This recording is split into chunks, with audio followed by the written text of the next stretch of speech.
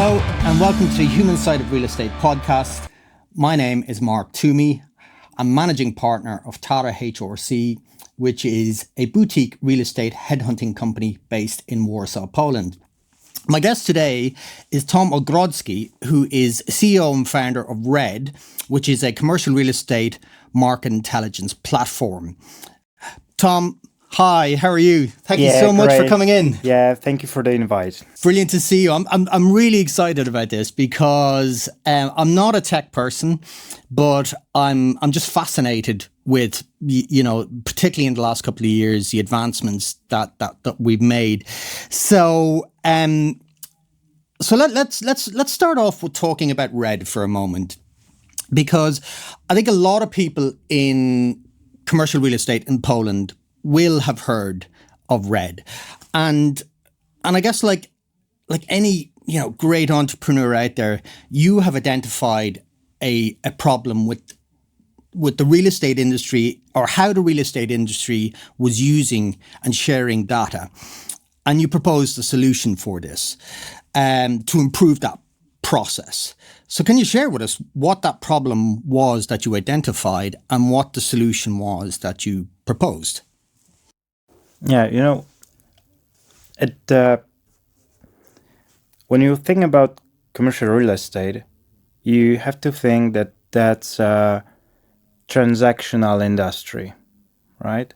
So every transaction requires some decisions, and every decision requires some information. And the issue with our industry is that the information is very often scattered, is distributed among many players, and those players, what they are trying to do is to collect the data by themselves. So you have this, let's say, again, issue of doubling costs, yeah, because you have, 10, 15, 50 companies aggregating exactly the same information, right. And still you will have some, let's say, informational gaps. Yeah. So how like the individual companies, and I'm assuming it's their research departments, they are gathering this information from the market. Yeah, so again, think that way, that if you want to know anything about the market, then you have to have your own team. You have to put some extra effort just to collect information. Like, I always try to find some analogy to the markets where it actually works. Yeah? So, for example, think of stock market. Yeah. So imagine right now, if you try to invest in stocks, that you would have to actually build some information database on what's going on with every and each company at the stock market, so you can choose, so you can decide, so you can transact. Yeah, that would be very hard to do. That's one thing. And the other thing, it would be time consuming for you. Yeah. So what we have actually at stock market, we have plenty of platforms. We have plenty of information sources where we can just very quickly build our own knowledge and make decisions we want. Yeah, based on the thing we can see. So the problem that you, if I understand this correctly, so the problem that you identified is everybody was collecting information. Everybody had their own information. They were using that information then to produce their research, but that information, I suppose the fullness or the validity of that information varied from company to company to company, because they were each collecting their own information. So yeah, exactly. So what you're attempting to do was, or what you have done, is kind of collect all that information on a central source. Yeah, our solution is quite simple, because if you have distributed data, you know that there's a problem of double costs and those informational gaps, then what you can do, you can just put yourself in the position of the company that wants to aggregate the data and share them, distribute them among all the players. So we are the only source of costs in that matter of collecting the data. So it's much cheaper, not only for us but for the whole industry. Yeah. So there's the edge. So one case is that the companies, thanks to this kind of approach with having a central database like REDD, they can optimize their costs. They can rely on independent data. That's also important, because we are like outside of those transactions. We have no business in the transactions themselves. Yeah, so that's also a big thing. Yeah, and if everyone looks at the same information, then we can say that the odds are equal to everyone. Yeah. So this is the thing of which is very close to me, like personally. So the idea of transparency, of open source, of thinking in terms that sharing is much better than hiding. No, absolutely. And so, taking that solution that you've designed and looking at the real estate industry, which I suppose is known for being quite traditional in the sense that over the last even 10 years, there hasn't been a huge amount of technological advancements within real estate. I know prop tech is growing now, but compared to other sectors, maybe like finance or other sectors. So, as a young kind of tech entrepreneur, taking a solution like that and presenting it to some of the real estate companies, like, what's it been like for you to kind of get to know some of the senior real estate guys in the market here? My whole career, I'd say my whole adult life, I've been trying to introduce some kind of technology to this particular industry, to commercial real estate. So even when I was still studying, and so I was probably, I don't know, like around, I don't know, 20 years old, and that was time when, for the first time, I started knocking to doors of some leaders. Yeah, I remember my first meetings with people from Prologis, from Panattoni, Goodman, then still in Poland, JLL, CBRE, and when I think about that, like about the past, then it's like I was, I don't know, for the first 1 or 2 years, I was terrified.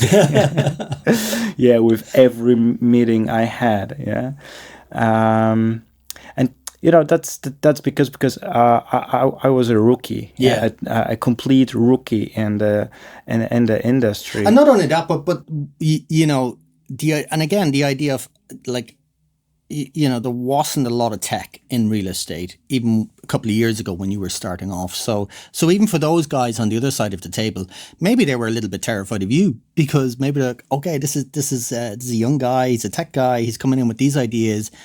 We don't really know them. We don't understand them very well. We don't know what they're going to mean for our business. So how open, going back to those early meetings, or even when you kind of finalized the REDD concept and you started presenting that to people, like, how open were these guys to prop tech in general, and or did they see it as something that they needed to embrace purely out of necessity? Recently I talked to a lot of founders who are trying to solve some problems of general real estate industry. And if I have only one advice to them, usually is that don't say you're a prop tech company. Right. Yeah, because in the end, prop tech is just a buzzword. It's Right. like it means nothing. It delivers no value in itself. And so for many years, I think the biggest blocker we had, but also like other companies I've been following, is that we've tried to be too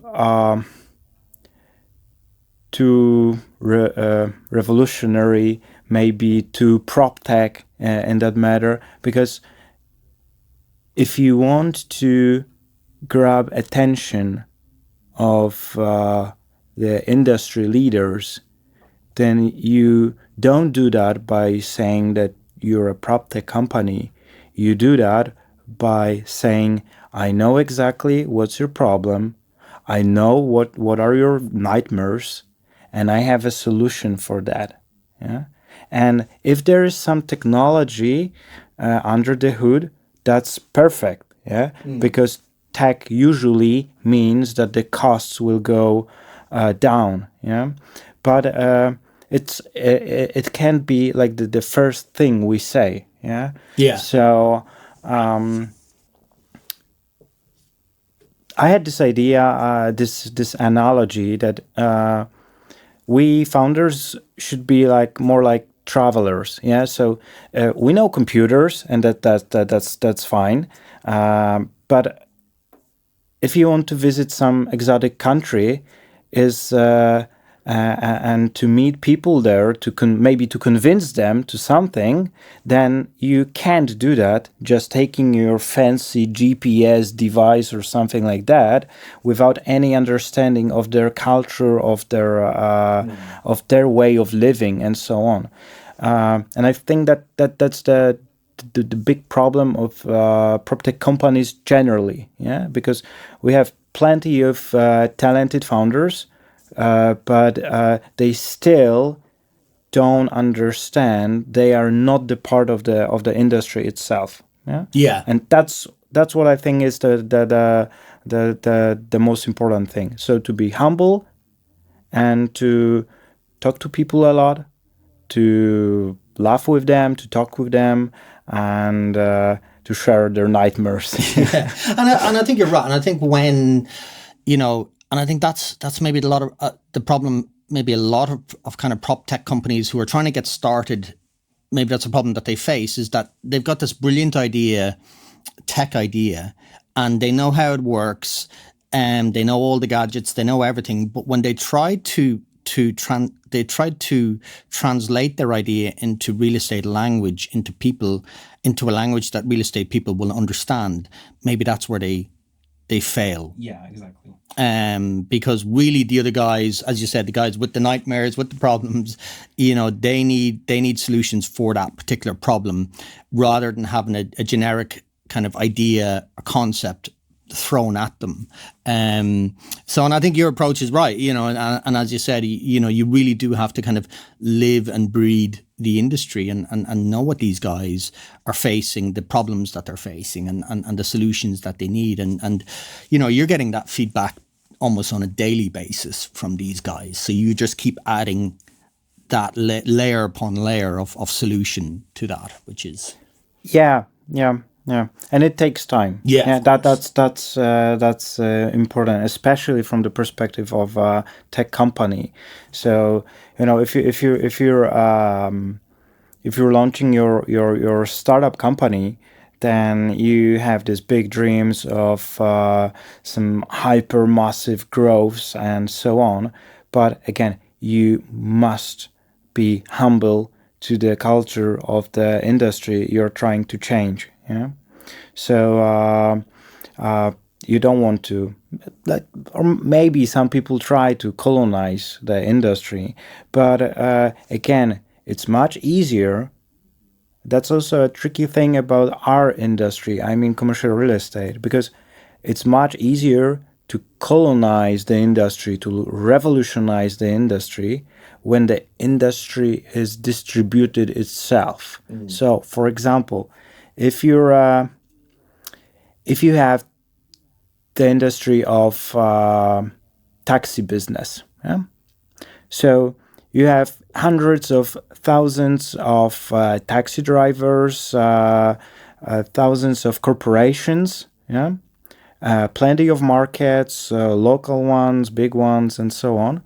And if you want to launch an Uber application somewhere, then you might get a shot, yeah, because you challenge only, I don't know, one city, and if you will succeed, then you can try to spin that success and go further and grow, yeah. But if you try to revolutionize the industry, that, let's say, I don't know, in Poland you have 300 to 500 companies that actually do like this kind of commercial real estate business that we try to attract. Yeah. So this is a very tiny, very concentrated group. So you just can't enter the industry and say it's gonna be like that. Yeah. From today. Yeah. Well, that's it. You can't impose your solution on them without understanding their specific needs, and you can't understand their needs until you understand the industry. And I think that's what it really comes down to. So let's move on. Let's talk about AI for a bit, because this is obviously a huge topic at the moment. And to quote you,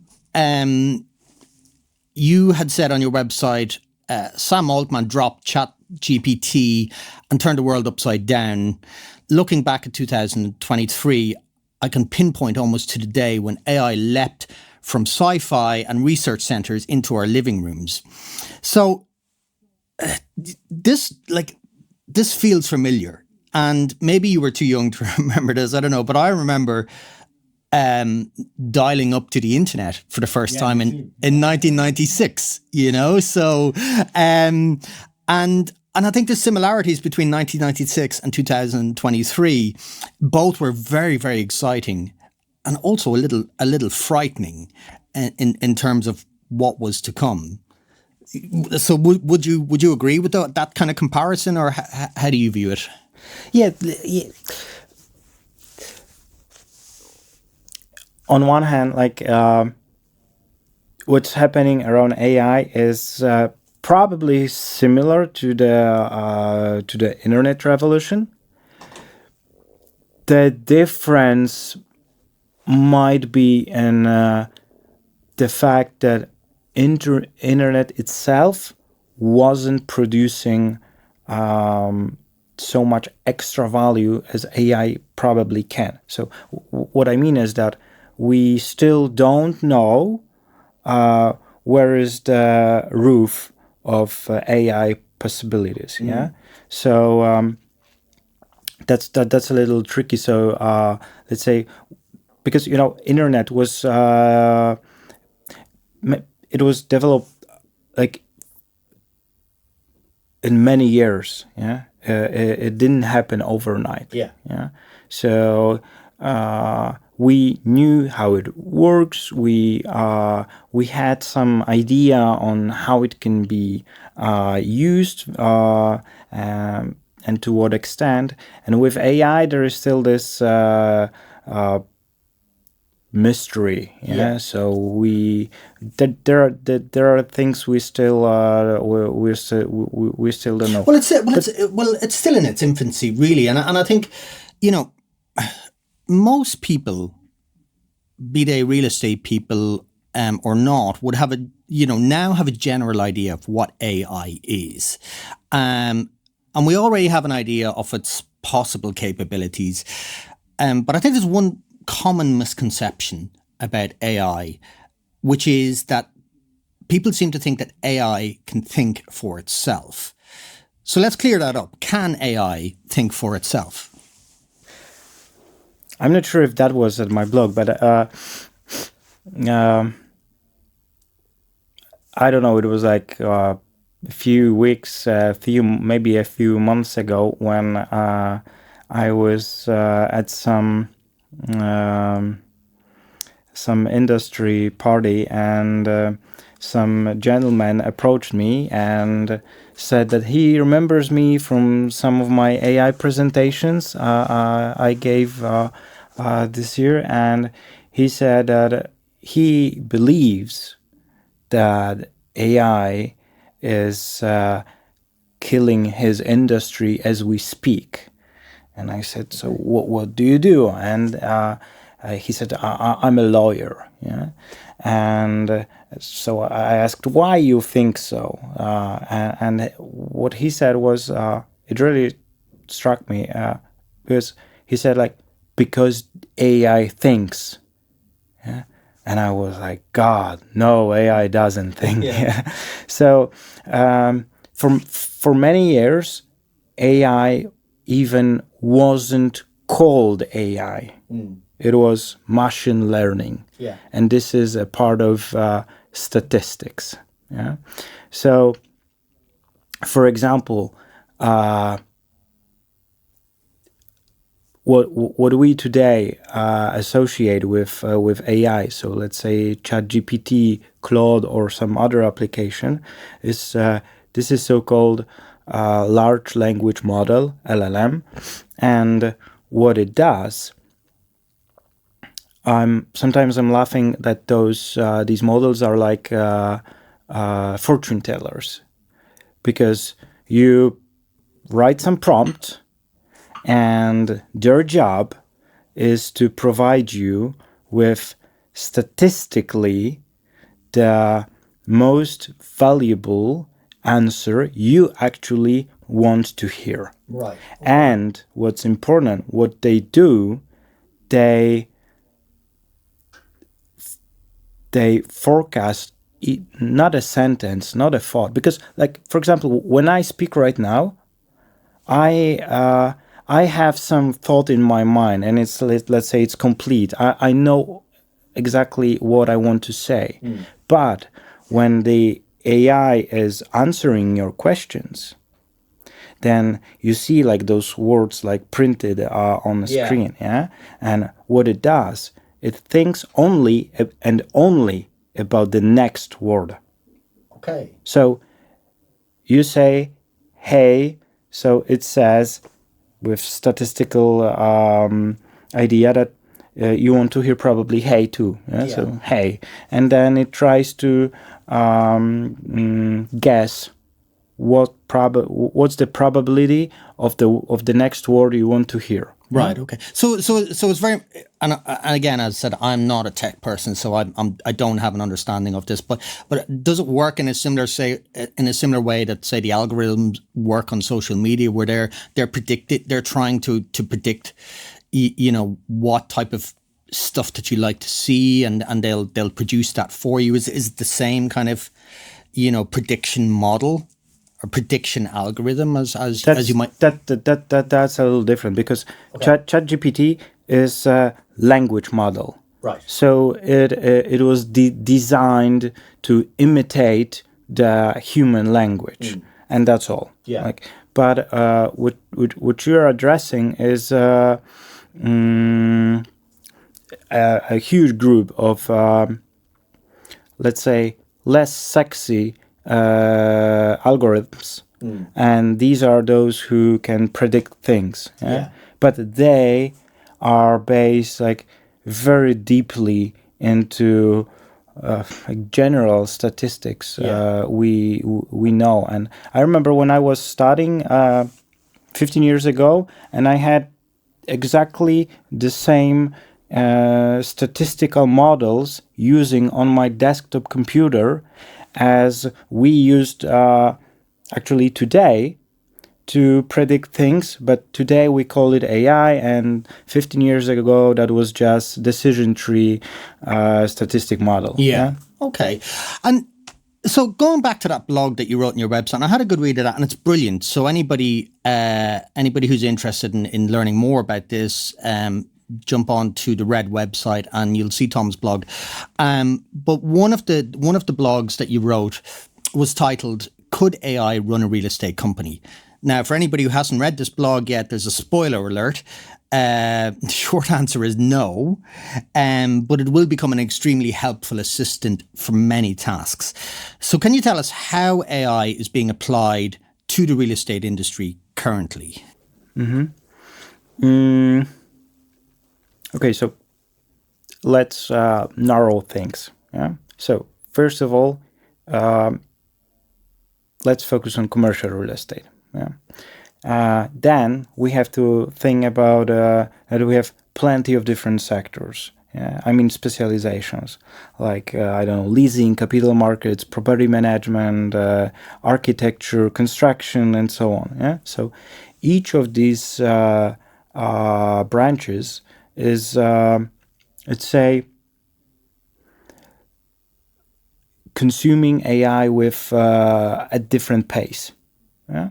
So, for example, probably the more advanced use of AI today in the industry is somewhere near architecture. Yeah, because architects were equipped with some data-driven tools for quite a long time right now. CAD and AutoCAD and and all those building information models, those 3D ideas, and so on.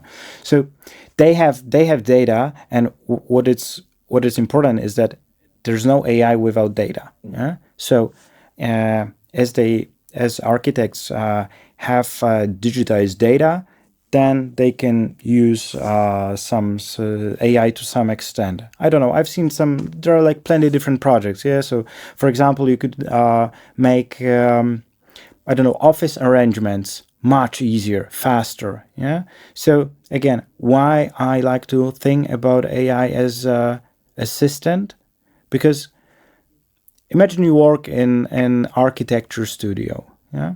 And you have to arrange this office, and you have done that like hundreds of times before. You know exactly what you have to do, and there's no magic in that. Yeah, you just have to calculate number of desks, sizes, and so on, and put them in this design program. Yeah, but so a few years ago, or maybe even today, you ask your physical assistant and or junior specialist, or however we'll call them, and you say, okay, so just make this part of this design so we can, I don't know, present that to the client.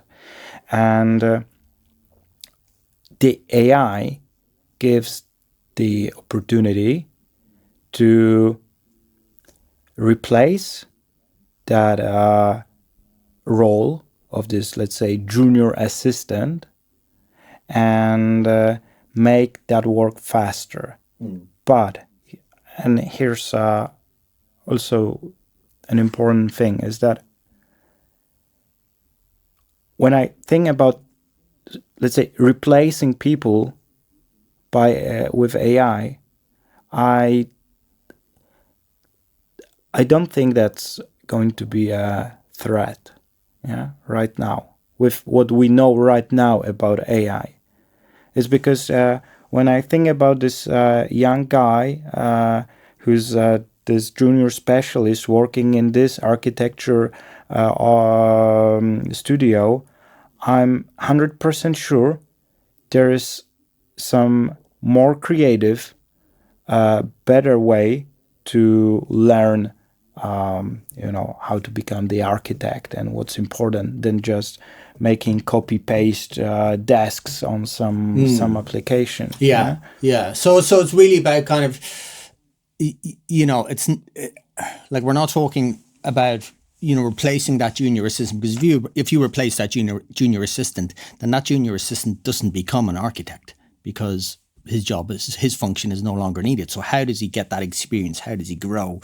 But what we're talking about is saying, okay, well, we're living in an age where we have tools available to us to make our job easier, and maybe to eliminate some of the more mundane tasks that we can allow AI to do for us, therefore freeing up our time to focus on the stuff that's more important.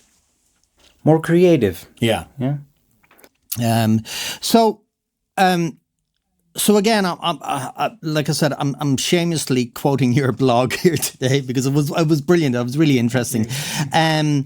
But and that's exactly what we said, and you'd said in your blog, and again to quote you, these solutions will automate some jobs, but more importantly, they will increase people's productivity and satisfaction. And in 2020, academics from the Kosminski University conducted research that showed an almost 60% higher work performance achieved when working in collaboration with AI.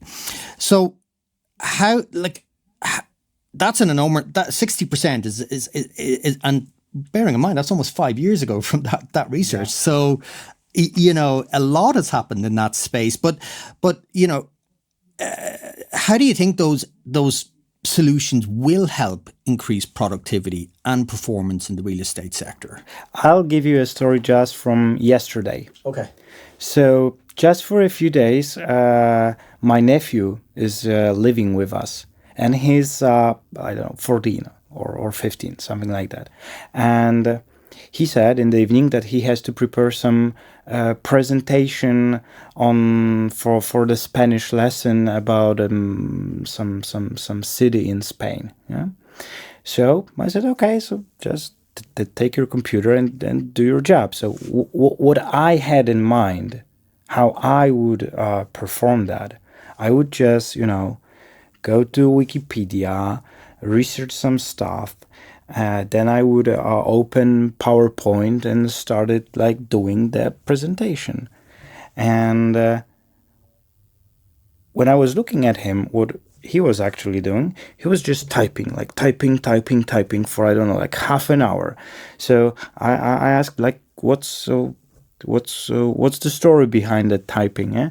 And he said that he knows exactly what he wants to tell about this the city he chose, but so he was preparing actually let's say a conspect of the presentation, and I said, okay, so why not just use PowerPoint for that? And it's strange because I'm the tech guy, but what he done was just, so he said okay, so come on here and I'll show you something. So he copied this text. Yeah. He pasted that in some application I don't know, and he clicked enter, and the slides were I saw new slides being created in real time. Yeah, and in 30 seconds he had his presentation ready, and to be honest, that was his presentation. Yeah, I mean that he was the author of the thought behind this presentation, but he didn't have to spend this extra time just to put things in the right corner, to format the text and so on. Yeah. So that's symbolic to me. Yeah. So when I think about AI, is that it will enable us to do more creative stuff. It's really nice to write a story about the city and not to think about formatting fonts and text and so on. So so essentially he just wrote the prompt, put it into whatever AI he was using, something like that, and then it generated his project based on the prompt that he gave it. So, but yeah, and so going back, that the concept needs to come from the human mind, and you can't, and I think that's a very important thing to mention as well, is those ideas have to be formulated by the human mind in order for whatever AI tool you're using to execute them. So it's because I think a lot of people are that's a big question. A lot of people are worried about, okay, is there a legion of robots coming to take my job in the future, or how's it going to look? And I think a lot of people in any I'm usually say that if your job can be automated, then probably it will. Yeah. And to be honest, from my perspective, that's good. Yeah. if we want to have our place in this, let's say, competition between human and AI, then we need to find the things that are really unique to us. And this is like high abstract thinking right now. So if don't waste your time just doing copy paste stories, and focus on something else. Before we started, I told you that story about a few months ago. I had a conversation with very respected manager from commercial real estate, and what he said to me was that in 30 years of his career, 80% of time was just copy paste between spreadsheets. Right. And I said, like, that's a very fucking sad story, right? Yeah. And it really was sad. Yeah. And you said you remember 96 and dialing to internet. So I was 7 that time. Yeah, I was 17. So, so I was actually raised in this with the internet. Yeah, let's say. Yeah. It was still like you need still to dial to it, but let's say that through my early years, I could use internet. But when you think about kids today, like this nephew of mine, he lives on a different planet. Yeah. We don't live on that planet yet. Yeah. No, it's like I have a 13-year-old son, and I'm starting to see this at home as well. And I think it's important for me, like not just as somebody in business, but as a parent as well, to kind of start understanding, this technology and how it can be applied at home, how it can be applied in school, how it can be applied in business. And something I want to ask you as well. So, on that, like, do you think that real estate people, and maybe not everybody, but certain subsectors of real estate people, that they need to start really thinking about upskilling and learning more about AI now to be ready for what's coming in the future? Do you think it's important that we start that process now?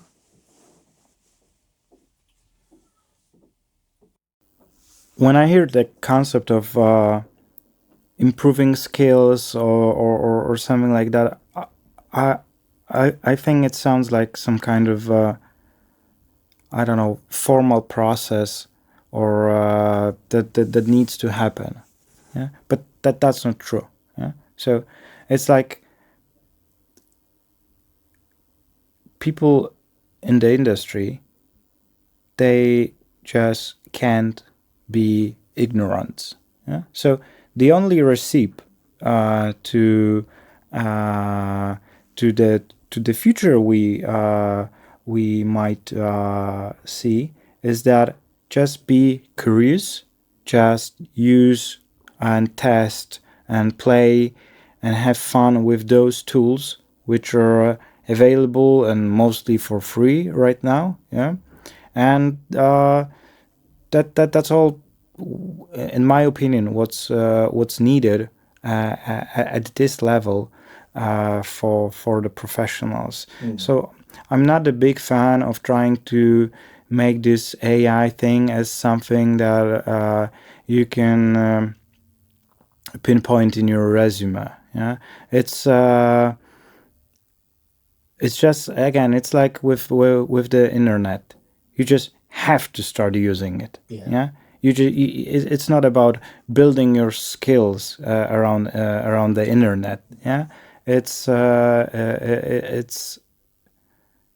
in these I don't know, 3 years, like this kind of AI became the new reality. Yeah, and we just have to agree with that. But you do see it, and I see it myself, and it is kind of it's seeping in gradually to your day-to-day stuff, and using chat GPT and using various different AI programs, and you kind of from even just from my own side, it's more out of curiosity to see what these things can do.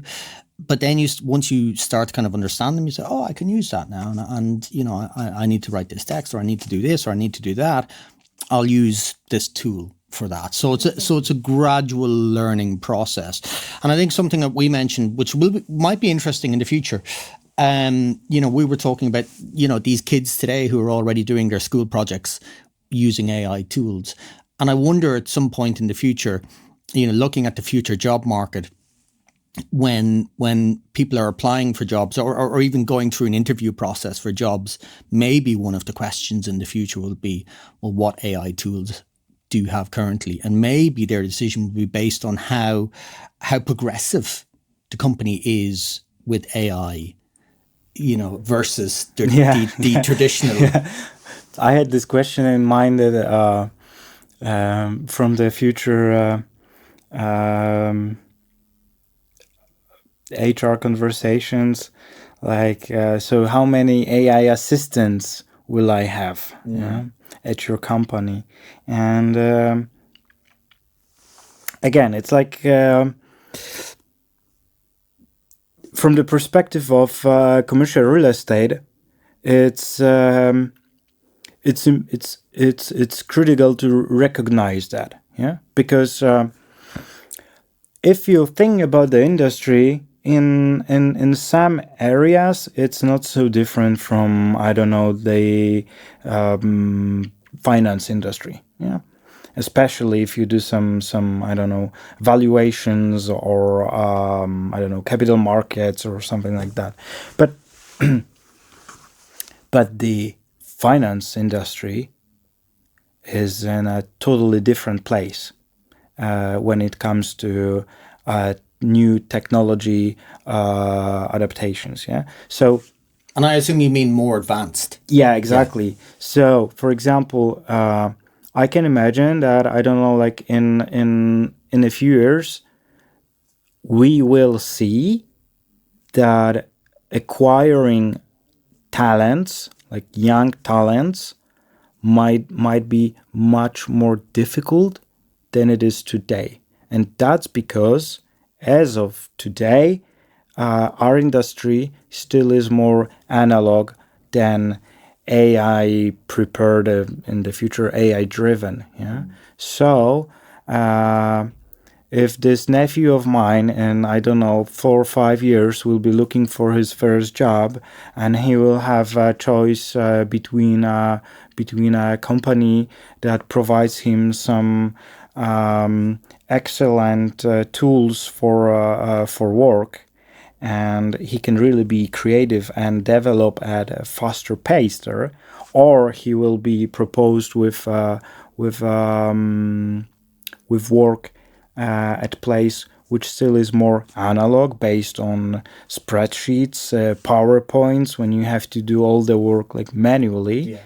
Then I assume like the choice will be more towards this first option. Totally.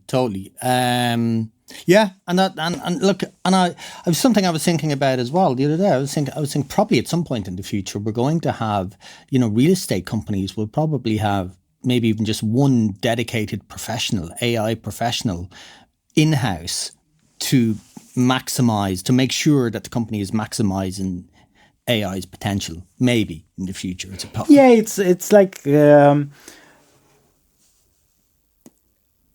like every company right now which has some component of internet, which means probably every company. So every big company have some I don't know, CTO, Chief Technology Officer, or some similar role. So you might be right that in the future we may see some new roles popping around. Like I compare that to, and I know it's not tech, but I just compare it to, say, like 5 years ago. Who ever heard of an ESG manager 5 years ago? And now it's almost like a standard requirement that every real estate company has to have an ESG manager, So maybe in 5 years' time. So listen, Tom, that's all we have time for today. It's been brilliant and so insightful. And look, you could come back every few months and do this with us, because I'm sure there'll be updates every few months on this. But yeah, listen, that's been a fantastic start, and I've definitely got something from this, and I hope everybody out there has kind of learned a little bit about AI. And I get this. That's the problem, and I think the bottom line is here is, look, don't worry, AI is not coming to take your job. It's here to help you. Yeah, exactly. Thank you so much. Brilliant. Thank you. See you.